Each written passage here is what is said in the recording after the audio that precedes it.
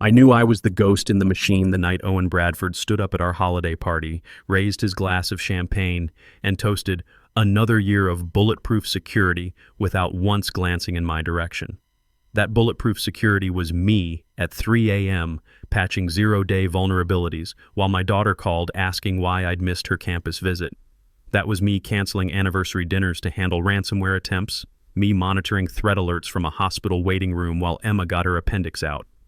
The name's Mason Garrett, 48 years old, and I'd been the invisible foundation keeping this company's digital doors locked for 22 years. Every firewall rule, every intrusion detection signature, every piece of security architecture running through their servers, my fingerprints were all over it. I was the guy who caught the small breaches before they became headline disasters, and when the big attacks came, I was the one pulling all-nighters while everyone else pointed fingers from conference rooms. Owen thrived on that dynamic. He was the kind of VP who scheduled crisis meetings about security issues, then spent the first 15 minutes discussing his weekend golf tournament. He didn't need to raise his voice or make threats. He just leaned back in that $3,000 ergonomic chair, raised an eyebrow, and asked questions like, "So why didn't our monitoring catch this sooner?" in front of a room full of people. Subtle enough that HR would never call it harassment. Sharp enough that you felt the sting for days. During my last performance review, he actually joked that if I ever left, they'd probably need about a week to train some fresh college grad to handle my responsibilities at half the cost. The whole room laughed because what else do you do when the guy who controls your career takes a shot at you? I smiled and nodded too, but I filed that moment away with all the others. I kept a lot of moments filed away. Owen had this habit of dropping into technical briefings just long enough to misunderstand what we were discussing, then ducking out to take some urgent call from a board member. But when a security milestone got announced in the quarterly newsletter, there he was front and center, standing beside whiteboards covered with my threat analysis diagrams. He'd clap me on the shoulder afterward and say, "Great work, team," like he was handing out participation medals. I learned early that if you wanted recognition in that place, you had to fight for it, and fighting just made Owen push back harder. The real thing about Owen was how he treated people like chess pieces on his personal board. He didn't care whether you respected him. He just wanted you to remember who made the moves. I watched him quietly ice out Patricia, our senior threat analyst, by redirecting all her high-visibility projects to younger staff until she finally quit. He acted genuinely surprised when she left, as if she'd just vanished without explanation. Owen preferred keeping people slightly unsettled, made them easier to control. For me, it became a slow burn. I never raised my voice, never stormed out of meetings, never gave him the dramatic reaction he was fishing for. I just did my job so perfectly that he had no choice but to keep me around, at least until the day I realized I had something in my back pocket that could flip his entire power structure upside down. But that revelation would come later. For now, my life was an endless cycle of 14-hour days, weekend emergency calls, and watching Owen claim credit for security systems he couldn't explain to save his career. I'd stopped attending company social events after learning that casual comments had a way of getting back to him, twisted into ammunition for his next management review. I kept my head down during meetings, notebook open, pen moving. I was the reliable one, the guy they called at 2 a.m. when hackers were trying to crack our customer payment systems, and every time I prevented an attack that could have destroyed us, I'd look across the emergency response room and see Owen wearing that satisfied expression. The look that said he'd found another way to convert my expertise into his executive success story. I told myself I didn't mind the invisibility, because while Owen was busy playing corporate politics and networking with the C-suite, I was quietly building something that had absolutely nothing to do with his approval, his corner office, or his strategic vision for the department. The truth was, he had no idea what game I was actually playing, and by the time he figured it out, he would have already moved his king into checkmate without realizing the board had changed. It happened on a Tuesday morning in November, because of course it did. Tuesdays have this quality of feeling both too early and too late in the week to mount any kind of defense. I'd just finished neutralizing a sophisticated phishing attack that had tried to compromise our executive email accounts overnight, the kind of breach that would have given attackers access to merger discussions and financial projections, when Owen's assistant materialized beside my desk. "Owen needs to see you in his office," she said, tapping her tablet nervously. "HR will be joining the meeting." That particular combination, Owen plus HR, wasn't a discussion. It was an execution. His glass-walled corner office overlooked the entire IT floor like a watchtower, and walking toward it felt like crossing a stage. Every keyboard click suddenly got quieter, every phone conversation dropped to whispers. People pretended to focus on their monitors, but I could feel dozens of eyes tracking my movement across the floor. I kept my pace steady, my expression neutral. This was just another meeting, another day at the office. Owen was leaning back in his chair when I walked in, one ankle casually resting on his knee like he was settling in to watch a show. Beside him sat Nicole Stevens from HR, a manila folder balanced on her lap, wearing the kind of professional smile people use when they've already decided your fate. Owen gestured toward the chair across from his desk. "Let's get straight to business," he said, his voice carrying that smooth confidence he used during client presentations. "We're restructuring the entire security department. Unfortunately, that means we have to let you go." He paused deliberately, letting the words settle in the air like smoke. Nicole slid a thick termination package across his desk as if she were serving an expensive meal. "Effective immediately," she added, as if the timing might have been unclear. Then came Owen's signature finishing move. His lips curved into that familiar smirk I'd seen 1,000 times before. "Security will escort you to collect your personal items," he said. "Standard protocol for departing IT staff." The way he emphasized standard protocol, like he was following some routine procedure, instead of orchestrating a personal dismissal, was pure Owen Bradford. Every calculated word designed to remind me who held the power in that room. I didn't give Owen the reaction he was hunting for. No shock, no pleading, no desperate questions about severance packages or transition timelines. I just nodded once, tucked the termination folder under my arm, and stood up from that uncomfortable chair. "Understood," I said, keeping my voice level and professional. "I'll be out of your way within the hour." The walk back to my desk felt identical to the walk to his office, just in reverse.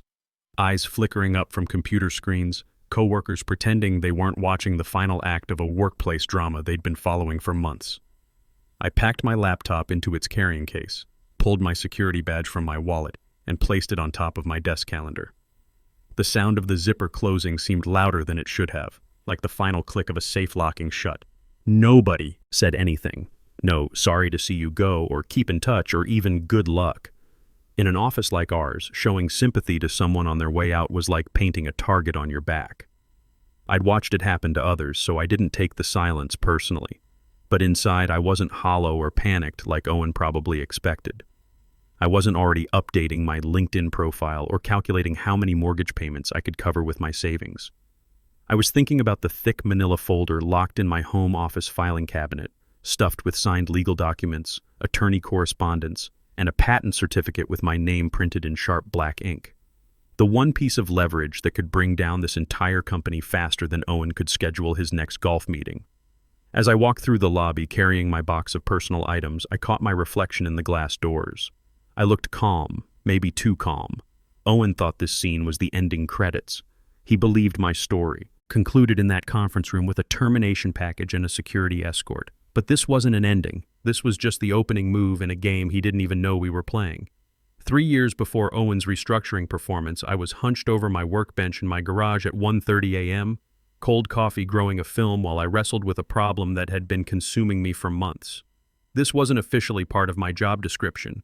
It was one of those ideas that grabs hold of your brain and refuses to let go, the kind that follows you into the shower and wakes you up at night.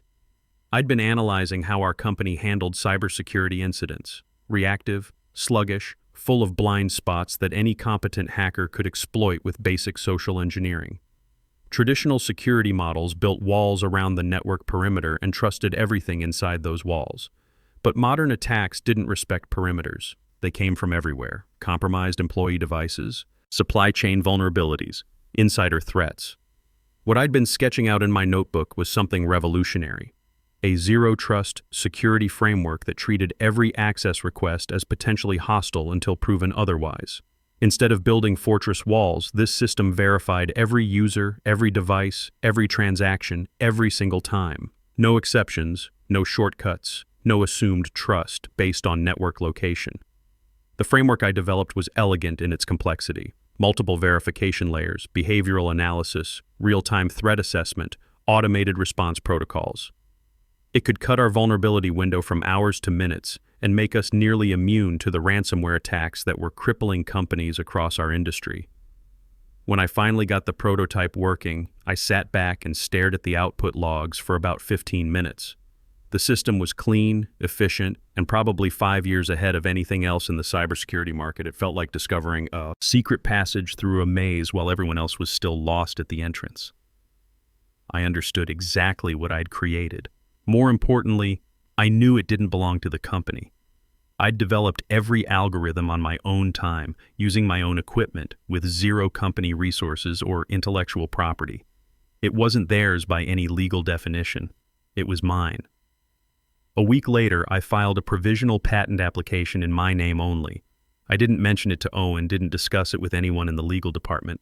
I figured it was better to have legal protection on record than leave my intellectual property sitting unprotected in my personal files.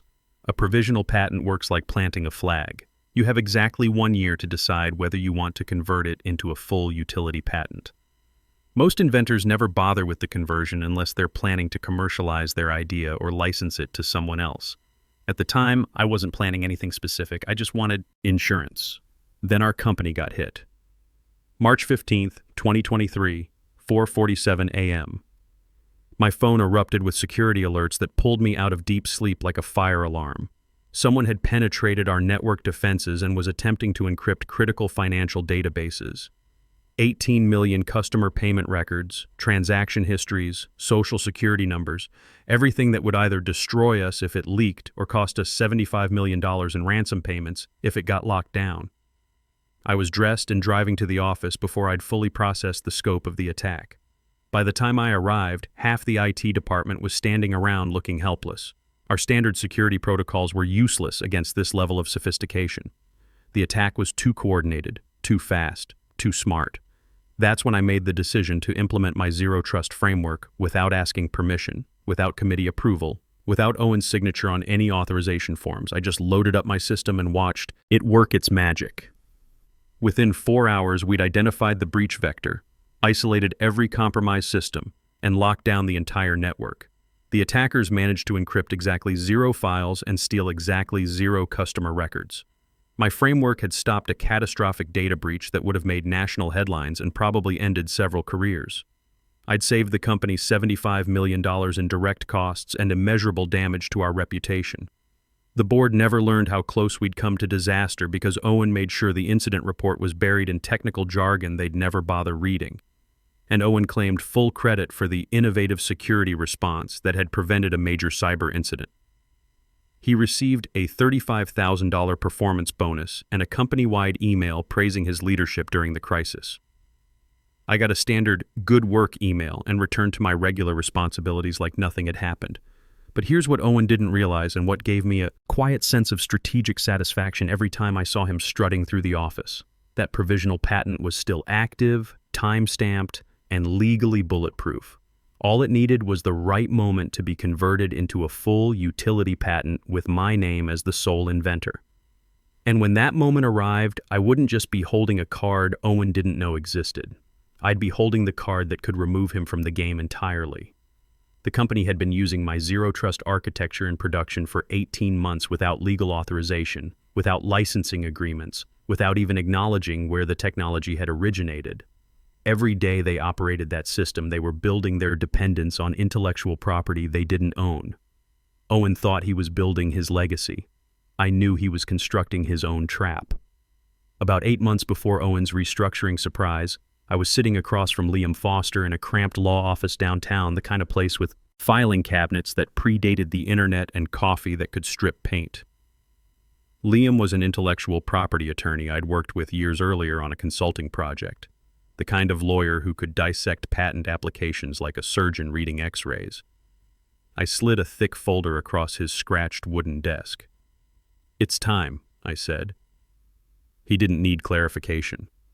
The provisional patent I'd filed 3 years earlier was approaching its expiration deadline, and I wasn't about to let it lapse into legal limbo. We were converting it into a full utility patent, comprehensive, ironclad, untouchable. Liam flipped through the technical documentation, his eyebrows climbing as he absorbed the details. "You developed this entirely independently?" he asked, not looking up from the pages. Every algorithm, every protocol, every line of code, I said. My personal equipment, my research, zero company resources. I've got time-stamped development logs going back to the original conception. Excellent, he said, and continued reading. We spent the next 5 hours sharpening the legal language until it was precise as a scalpel. Every clause that might give the company an opening to claim work-for-hire status got surgically removed and replaced with language that made crystal clear this was independent intellectual property developed without corporate involvement. We even included a detailed section clarifying that any unauthorized implementation of the zero-trust architecture would constitute direct patent infringement, regardless of modifications or improvements made to the original framework. The wording wasn't just defensive, it was aggressively offensive. If they tried to challenge it in court, they'd be walking into a legal minefield designed specifically for their destruction. By the time Liam slid the final application back across the desk, I could feel something cold and methodical settling in my chest. Once this gets filed, he said, there's no reversing. Of course, you'll own this technology completely. No corporate claims, no shared ownership, no ambiguity. If they're already using it in production, he let the sentence hang unfinished. If they're already using it, I said, signing my name with a pen that bled slightly into the legal paper, then they're already violating federal patent law. We submitted the application that same afternoon. No fanfare, no dramatic ceremony, just a quiet, electronic filing with the USPTO and a confirmation email landing in my inbox like a digital time bomb. From that moment forward, every time Owen paraded through the office discussing our cutting-edge security innovations, I heard the steady tick of a countdown timer. Every client demonstration that showcased our proprietary threat detection capabilities, every industry conference where Owen presented our revolutionary cybersecurity approach, all of it was building their dependence on technology they had no legal right to use. They thought they were constructing their competitive advantage. I knew they were digging their own grave deeper with every implementation. I didn't rush the next phase. Real leverage isn't something you waste on petty victories or emotional satisfaction. You wait until the stakes are high enough that when you finally pull the trigger, the entire structure collapses exactly as planned. I had a feeling that moment would arrive sooner than anyone expected. When Owen's termination meeting finally concluded, I didn't need to scramble or improvise or figure out my next move on the fly. The trap had been set for months. The patent was public record, my name was listed as sole inventor, and all I needed to do now was decide the precise timing of my counterattack. That evening, my house was quiet except for the dishwasher cycling and occasional cars sliding past on wet pavement outside. My laptop sat open on the kitchen table, Owen's termination paperwork pushed aside like yesterday's mail. I wasn't pacing around plotting revenge or replaying the humiliation in his office. I'd already processed that scene as completed business. What mattered now was executing the next phase with surgical precision. I scrolled through my professional contacts until I located the name I needed. Rachel Morgan, VP of Cybersecurity Solutions at CyberShield Technologies. We'd connected at a security conference in Chicago 18 months back and maintained casual contact through industry forums and LinkedIn discussions. Rachel was sharp, experienced, and she'd recognized the value of what I was offering immediately. I initiated the call. It rang exactly twice before her familiar voice came through, curious but professionally guarded. "Mason, this is unexpected. What brings you to call this late?" "I've got something you're going to want to see," I said, dispensing with small talk entirely. "A granted utility patent covering zero-trust security architecture, my patent, and the company that just terminated my employment has been implementing it across their entire infrastructure for the past 18 months without authorization." Silence for approximately 3 seconds, then a slow, increasingly interested, "Continue." I walked her through the situation in clean, factual terms. Independent development, clear patent ownership, bulletproof legal documentation, ongoing unauthorized usage by my former employer. I didn't oversell or exaggerate. Rachel grasped the implications without any embellishment from me. "Send me everything," she said. The casual tone had shifted completely to focused business mode. I attached the patent documentation to an encrypted email while we remained connected. Several minutes later, I could hear her scrolling through the technical specifications.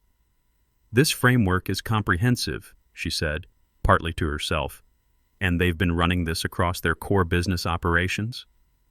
Every security protocol, every client interface, every threat detection system. Remove this patent and their entire cybersecurity infrastructure becomes legally indefensible. I could practically hear her smile forming. Are you interested in exclusive licensing?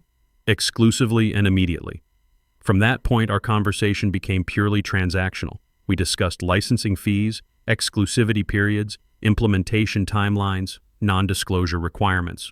Rachel didn't negotiate aggressively. She understood the technology's value, and she recognized that timing was the critical factor. Every day before we finalized this deal was another day my former company might discover what was approaching, but they wouldn't discover anything.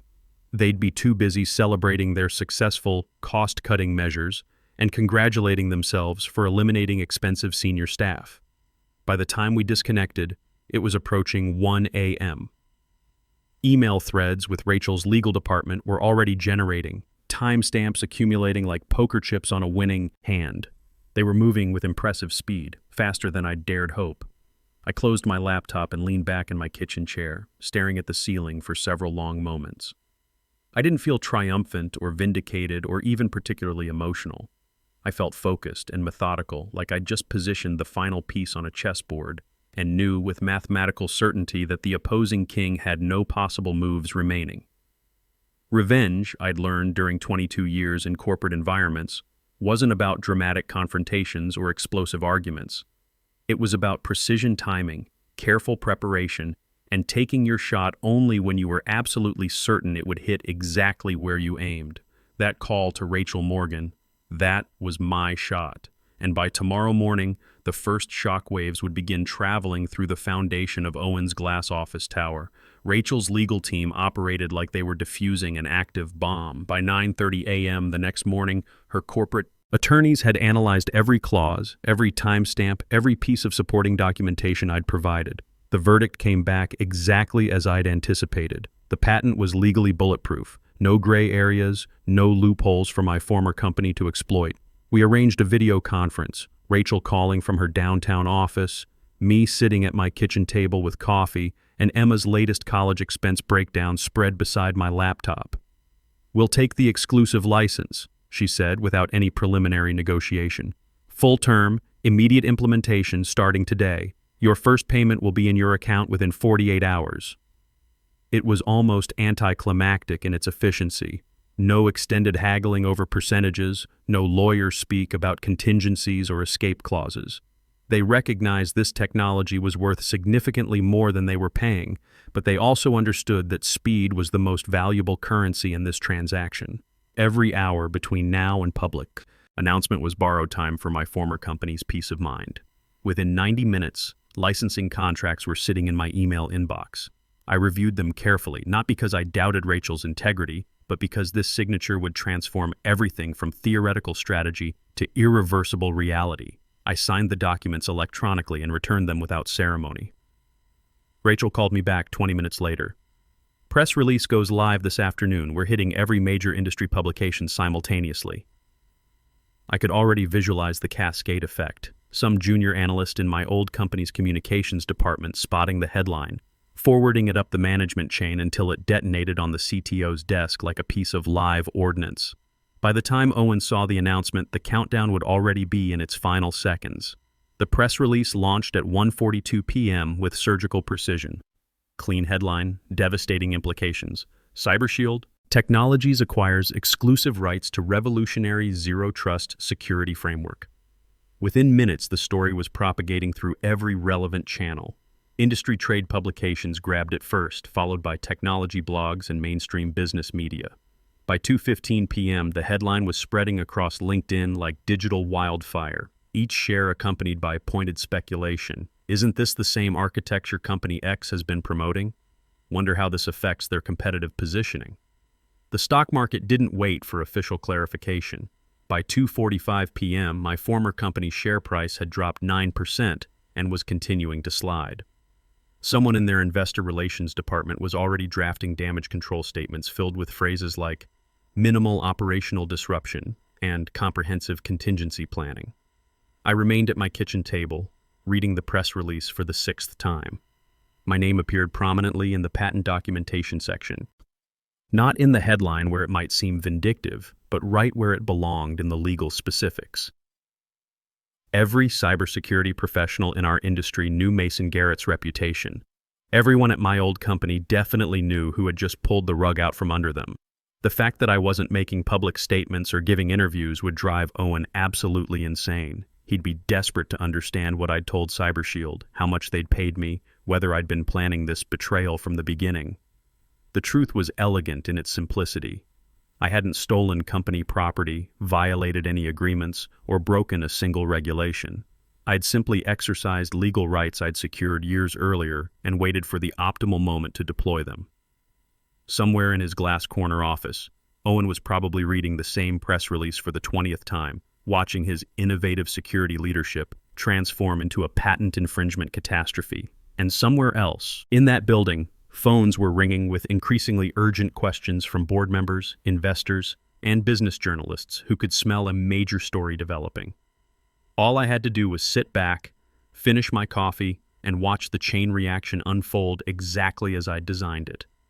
By 4 p.m., the real chaos had erupted. Ryan Walsh, my friend from the accounting department, began feeding me real-time updates from inside the corporate war zone.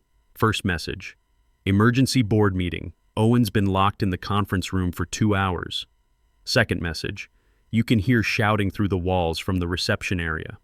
I could visualize the scene perfectly. The executive boardroom with its panoramic city view, scattered legal documents and coffee cups, Owen standing at the head of the table while the CTO paced behind him like a caged predator. Ryan transcribed the conversation word for word.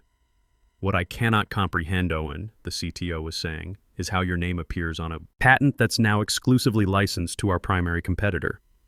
Apparently there was an extended silence while Owen shuffled through quarterly reports as if they contained some explanation for the disaster. "It was part of standard technical oversight," Owen finally managed. "I supervised the development process, but we assumed it fell under normal work-for-hire protocols." The CTO interrupted him mid-sentence. "And now every investor, every client, every industry publication believes you personally delivered our core security infrastructure to CyberShield Technologies." Perfect. The knife was twisting precisely where I'd aimed it. Owen's ego, the same ego that compelled him to attach his name to technical work he couldn't explain to save his career, had just made him the public face of corporate catastrophe. The executives in that room weren't analyzing patent law or development timelines. They were staring at Owen. And in boardrooms like that, perception becomes reality, with brutal efficiency. Back in my kitchen, I refilled my coffee and glanced at Emma's tuition paperwork spread across the counter. CyberShield's first licensing payment would cover her entire senior year expenses, with enough remaining to launch the independent security consulting firm I'd been planning. Ryan's final update arrived around 6 p.m. Board demanding comprehensive explanation by tomorrow morning, Owen requested additional time to prepare his response. I smiled, not from cruelty, but from professional satisfaction. This wasn't about dramatic confrontations or emotional revenge. This was about positioning pieces with mathematical precision and watching them fall in perfect sequence. Owen had spent years making me invisible, treating my expertise like corporate property he could claim whenever convenient. Now, with the company's entire future hanging in the balance, invisibility was the last thing he could achieve. 3 days later, Owen Bradford's departure was announced in a brief company memorandum about pursuing new opportunities in the evolving technology sector. No farewell celebration, no company newsletter tribute.